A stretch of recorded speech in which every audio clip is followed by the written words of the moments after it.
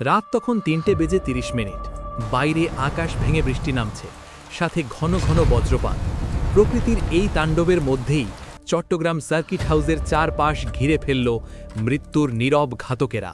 প্রত্যক্ষদর্শীদের বর্ণনায় এখানে কিছুটা মতভেদ আছে। কেউ বলেন তিনি দরজার কাছে গিয়েছিলেন, আবার কেউ বলেন তিনি কক্ষের ভেতরেই ছিলেন। তবে নিশ্চিতভাবে বলা যায় কয়েক সেকেন্ডের মধ্যেই স্বয়ংক্রিয় অস্ত্রের গুলিতে তিনি গুরুতর আহত হন এবং সেখানেই মৃত্যুবরণ করেন। কিন্তু কেন নিজের হাতে গড়া সেনাবাহিনীর সদস্যরাই তাকে হত্যা করল? জেনারেল মঞ্জুর কি সত্যি মূল ভিলেন ছিলেন, নাকি তিনিও ছিলেন অন্য কোনো বড় ষড়যন্ত্রের দাবার গুটি? আজকের এই দীর্ঘ তথ্যচিত্রে আমরা উন্মোচন করব ১৯৮১ সালের সেই কালরাতের প্রতিটি সেকেন্ডের হিসাব, যা আপনারা আগে কখনো শোনেননি। আসসালামু আলাইকুম, স্বাগতম নতুন একটি এপিসোডে। ইতিহাস বড়ই নির্মম। যেই জিয়াউর রহমান একসময় স্বাধীনতার ঘোষণা দিয়ে জাতিকে স্বপ্ন দেখিয়েছিলেন, ভাগ্যের নির্মম পরিহাসে স্বাধীন দেশেই তাকে প্রাণ দিতে হলো অত্যন্ত করুণভাবে। আজকের ভিডিওতে আমরা কোনো গুজব নয়, বরং মামলার নথি, প্রত্যক্ষদর্শীদের বয়ান এবং আন্তর্জাতিক মিডিয়ার রিপোর্টের ভিত্তিতে সেই রাতের সত্য ঘটনাটি তুলে ধরব। ভিডিওটি শেষ পর্যন্ত দেখার অনুরোধ রইল, কারণ শেষে থাকছে এই হত্যাকাণ্ডের বিচার নিয়ে কিছু অজানা তথ্য। ঘটনার শুরুটা হয়েছিল বেশ কয়েকদিন আগে থেকেই। মে মাসের শেষ সপ্তাহ। জিয়াউর রহমান সিদ্ধান্ত নিলেন তিনি চট্টগ্রামে যাবেন।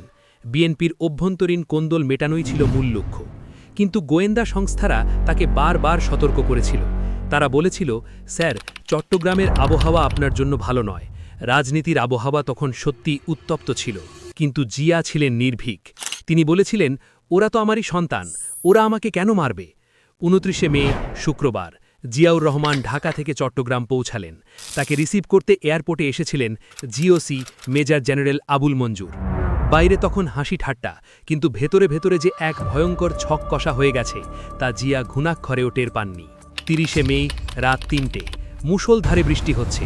এই বৃষ্টির শব্দকে ঢাল হিসেবে ব্যবহার করল ঘাতক চক্র। লেফটেন্যান্ট কর্নেল মতিউরের নেতৃত্বে দুটি পিকআপ ভ্যান এবং একটি জিপ গাড়ি বিদ্যুৎ গতিতে ঢুকে পড়ল সার্কিট হাউসে।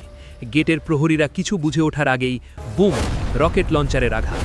ভারী ও স্বয়ংক্রিয় অস্ত্র ব্যবহারের কথা বিভিন্ন সামরিক ও সাংবাদিক সূত্রে পাওয়া যায়।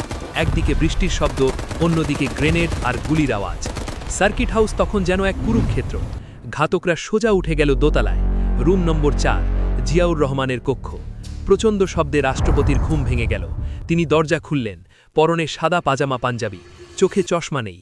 তিনি হয়তো ভেবেছিলেন তার প্রহরীরাই গণ্ডগোল করছে। তিনি ধমকের সুরে বললেন, তোমরা কি চাও? লেফটেন্যান্ট কর্নেল মতিউর কোনো সময় দিলেন না। তিনি তার এসএমজি ট্রিগার চেপে ধরলেন। ব্র্যাশ ভায়া। একের পর এক বুলেট বিদ্ধ করল জিয়াউর রহমানের শরীর। তিনি মুখ থুবড়ে পড়ে গেলেন ফ্লোরে। রক্তে ভেসে গেল কার্পেট। নিভে গেল একটি অধ্যায়। হত্যাকাণ্ড তো হলো, কিন্তু এরপর যা হলো তা ছিল আরও অমানবিক। ঘাতকরা রাষ্ট্রপতির মৃতদেহ একটি চাদরে মুড়িয়ে গাড়িতে তুলল। মনে হচ্ছিল যেন কোনো আবর্জনা সরানো হচ্ছে। চট্টগ্রাম শহর থেকে ২০ মাইল দূরে রাঙ্গুনিয়ার একটি নির্জন এলাকায় মরদেহ গোপন রাখা হয়েছিল, যা পরে উদ্ধার করা হয়। দেশের রাষ্ট্রপতির কপালে জুটল না কোনো কাফন, জুটল না কোনো জানাজা। কিন্তু সত্য কি চাপা থাকে? খবর ছড়িয়ে পড়ল ঢাকায়। সেনাপ্রধান এরশাদ এবং উপরাষ্ট্রপতি বিচারপতি সাত্তার কঠোর অবস্থান নিলেন। বিদ্রোহীরা কোণঠাসা হয়ে পড়ল। জেনারেল মঞ্জুর পালানোর সময় ফটিকছড়িতে ধরা পড়লেন এবং গ্রেপ্তারের পরপরই জেনারেল মঞ্জুর রহস্যজনকভাবে নিহত হন। এই মৃত্যুর প্রকৃত কারণ আজও বিতর্কিত। অবশেষে জিয়াউর রহমানের মরদেহ উদ্ধার করা হলো। ১ জুন ঢাকায় যখন তার কফিন পৌঁছালো, তখন রাজপথ যেন জনসমুদ্রে পরিণত হল। লক্ষ লক্ষ মানুষ অশ্রু সজল চোখে জানাজায় বিদায় জানালো তাদের প্রিয় নেতাকে। জিয়াউর রহমান চলে গেছেন ৪ দশকেরও বেশি সময় হলো, কিন্তু কিছু প্রশ্ন আজও আমাদের মনে খোঁচা দেয়। ১. জেনারেল মঞ্জুরকে কেন তড়িঘড়ি করে হত্যা করা হলো? তাকে বাঁচিয়ে রাখলে আসল পরিকল্পনাকারীদের নাম বেরিয়ে আসত। ২.